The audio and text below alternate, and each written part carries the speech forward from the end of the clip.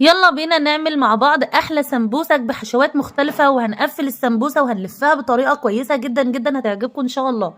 اول حشو هنعمله يلا مع بعض، حلة على النار فيها شوية زيت ومعلقة سمن بلدي، هننزل ببصلاية كبيرة مفرومة ومعلقة توم مفروم وكمان قرن فلفل كده اخضر. هنشوح الكلام ده كله مع بعضه، وبعد كده هنزل باللحمة المفرومة بتاعتي، هسيبها كده لحد لما تغير لون زي ما انتم شايفين، وهبدأ اتبلها بملح وفلفل وسبع بهارات وقرفة ناعمة بس كده، ويبقى معايا اول حشو جاهز.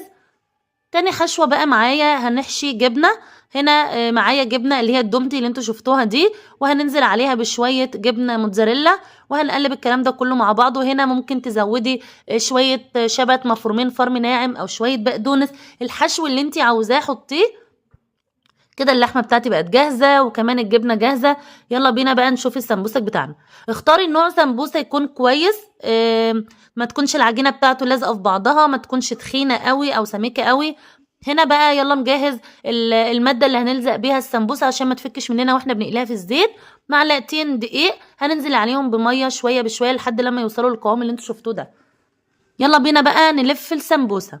هتحطي الحشو اللي انت عاوزاه. بصوا كل واحدة فينا ليها طريقة لف معينة في السمبوسة، انت اعملي الطريقة اللي بتريحك والطريقة المناسبة ليكي او اللي بتبقي انت متمكنة فيها او سريعة فيها. انا هنا عندي طريقتين، الطريقة اللي انتوا شفتوها دي وهوريكم كمان طريقة دلوقتي.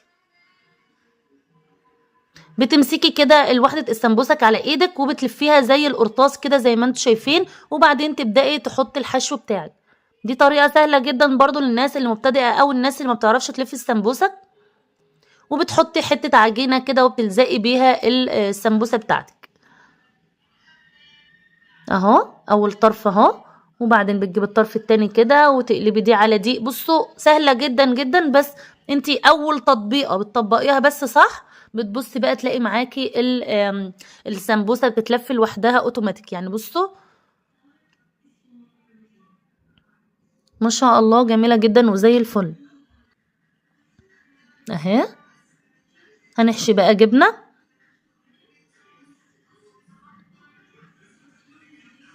شايفين قد ايه سهلة جدا جدا جدا، بس ركزي في اول تطبيقة اول قفلة للسمبوسة اللي هي دي. هنا بقى انا بالنسبة لنا الطريقة دي اسهل لي واحسن لي، لان بحس ان السمبوسة كلها مليانة حشو. شايفين وبوزعها كويس اوي، بتبقى مليانة حشو كده في ومليانة في السمبوسة كده. دي طريقتي انا المفضلة، فانا وريتكم طريقتين، الطريقة اللي تناسبك اعملي بيها. خلاص كده خلصنا الحشو. عندنا بقى طاسة سخنة على النار فيها زيت غزير، والزيت بتاعي يكون سخن جدا. هنزل بالسمبوسك بتاعتي واحدة جنب واحدة زي ما انتم شايفين كده. هدوا النار شوية علشان هي ما بتاخدش وقت وبتاخد اللون بسرعة عشان ما تتحرقش منكم.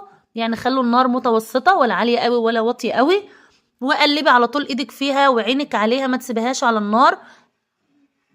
ما تسيبهاش على النار مثلا وتروحي تعملي حاجه، لا عينك عليها لحد لما في ثواني بتاخد اللون، وبتقلبيها على الوش التاني تاخد اللون برضو الدهبي الجميل ده، وبعد كده بتطلعيها بقى وبتبقى معاكي زي الفل.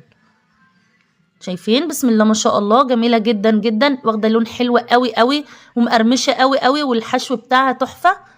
لو وصلتوا معايا لهنا بقى لايك وشير للفيديو لو عجبكم، ومتابعه للصفحه على الفيس، واشتراك في القناه على اليوتيوب، وتفعيل زر الجرس علشان يوصلك كل جديد. شايفين قد ايه مقرمشه من بره وطريه كده من جوه وجميله قوي قوي، مش ناشفه قوي. شايفين ما شاء الله ناشفه ومقرمشه من بره وطريه ازاي من جوه، وحاجه كده بسم الله ما شاء الله تحفه تحفه تحفه. اشوفكم ان شاء الله في وصفه جديده وفيديو جديد. سلام عليكم.